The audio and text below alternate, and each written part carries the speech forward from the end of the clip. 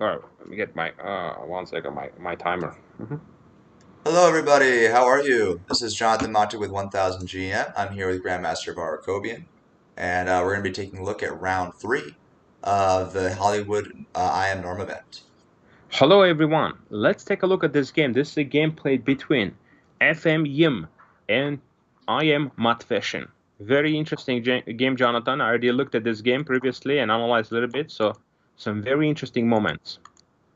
MATVIIHEN is a very strong and tough player, top seed in this tournament, and now he opens up with a dynamic Rakos defense, okay? So it immediately shows that he's ready to play combative chess here.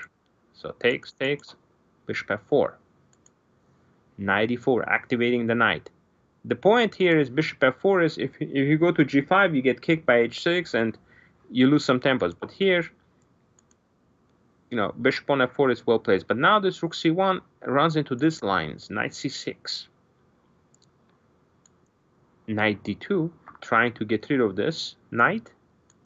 And now g5 immediately. Very aggressive play by MATVIIHEN. Bishop e3. Takes. Bishop a3. Now he's hitting the rook. Rook b1. f5. Activating the knight. Activating the pawn and threatening f4 now. The threat is immediate. Now g3 played. Trying to prevent that. There are two options in this position. You can also play knight f3 and f4. You just retreat the bishop to c1. But also you can play the move g3. Bishop d6. Jonathan, what is black threatening again? They're threatening just to play f4 anyway because they have enough support now. And then once everything blows open, the queen and the rook are going to come in on mate on Yeah. f2. Well, the threat, yeah, well, there is a threat is Yeah, f4 to try to yeah, trap f4 the bishop. immediately. Yeah. Yeah. Knight d2, f4, bishop d2, bishop f5. Very aggressive play here, attacking the rook. And now what to do here? Bishop f5, attacking the rook. Rook to b5. Rook to b5, now putting pressure on d4. This is a questionable decision. In fact, he shouldn't be Just worried take about it. it. He should just take. Tooks. Now, if you take on b1, queen takes b1. Bishop takes f4.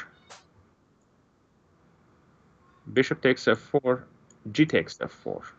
Okay? And bishop h3. Despite being down in exchange, the bishop on h3 is very good. He's controlling the diagonal and putting pressure, okay? Yeah. Keeping you from castling queenside, even though you'd probably like to, and then Yeah. making them castle into this weird Yeah. rook So g1 check. I would have liked this because it's I would have liked this much more than rook b5. Yeah, it's just super dynamic. That'd be really hard to see against a higher Don't seeded player. don't like this move rook b5. It's just a little bit loose here and not helping with the development. Bishop b4, bishop g2, a6. Okay, I'm not sure why is he encouraging rook b7. B6 is a normal move here just to protect. I'm not sure why is he encouraging that. Okay, castles. Ooh, looks like this was a tough decision here. Queen a4 is a good move, activating the queen and attacking the knight on c6. This would have been a good attempt with a complicated position still. Okay, but he played castle and now knight a5, good move. Rook goes back again. He's not interested in taking the pawn. Now he goes here. g4.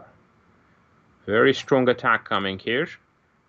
Okay, computers, they always want material, Jonathan. So it's not Yeah, surprising that he wants to take on b1, but I think a lot of the strong human players, they're not going to take this. So they're going to go for the attack. Take, f3.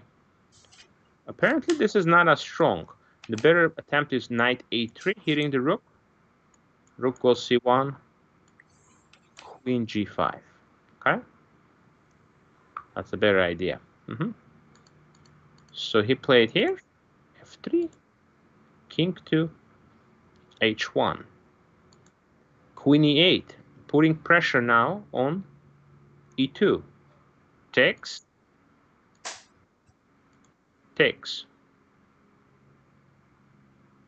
Knight c4, takes. h3. That's a blunder. Instead, you should have just played the move bishop d2, which makes a lot of sense. You want to connect your pieces, okay? Yeah. And let's say queen h5. You know, there are a lot of weaknesses here for black, you know. If you don't give a checkmate, you're going to drop a lot of material here, okay? So I think white is holding this. Queen h3, I have rook g1 defense.